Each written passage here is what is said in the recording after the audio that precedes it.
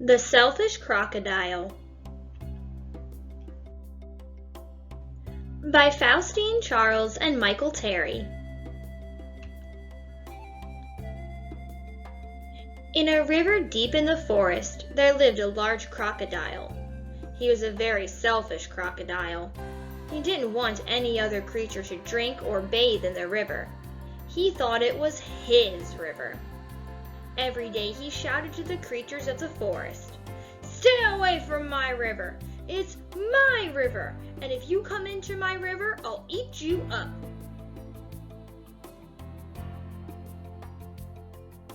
So there were no fish, no tadpoles, no frogs, no crabs, no crayfish in the river. They were all afraid of the selfish crocodile. The forest creatures kept away from the river too. Whenever they were thirsty, they had to go for miles out of their way to drink in the other rivers and streams.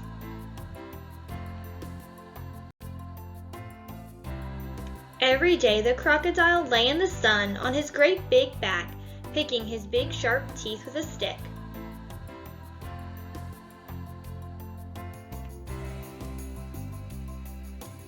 Early one morning, the forest animals were awakened by a loud groaning noise.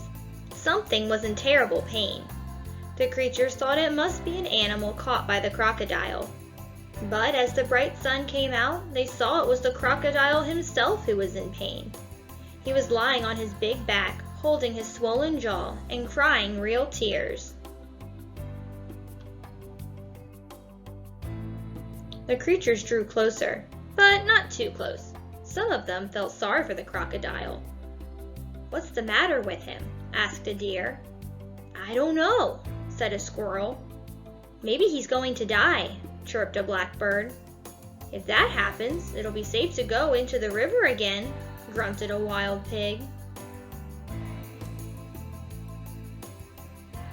The animals thought about it. They hung from branches, they peeked through the grass, they buzzed in the air.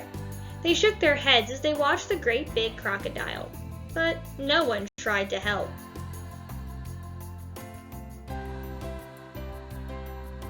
Suddenly, a little mouse appeared, sniffing the air. He ran along the crocodile's tail, then onto his stomach. The other creatures stared. "Look at that mouse," chattered a monkey. "He's either very brave or very crazy," growled a lion. "He's going to be eaten for sure," said an iguana. The mouse crept along the crocodile's big neck and into his open mouth. There was a hush in the forest.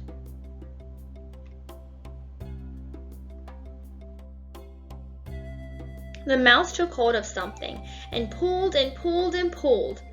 Finally, he pulled it out, put it on his shoulder, and walked out of the crocodile's mouth. The astonished creatures began to cheer. The crocodile sat up and said, "The pain is all gone." Then he saw the mouse walking down his stomach, carrying an enormous crocodile tooth on his shoulder. "Your bad tooth was giving you a toothache," said the mouse, turning back to face the now smiling crocodile. "Do you want it back?" "Oh, no, no, no, no. Get rid of it, and when you're finished, come back. I have a present for you." The mouse buried the bad tooth under a tree, and when he returned, the crocodile had a nice juicy nut waiting for him.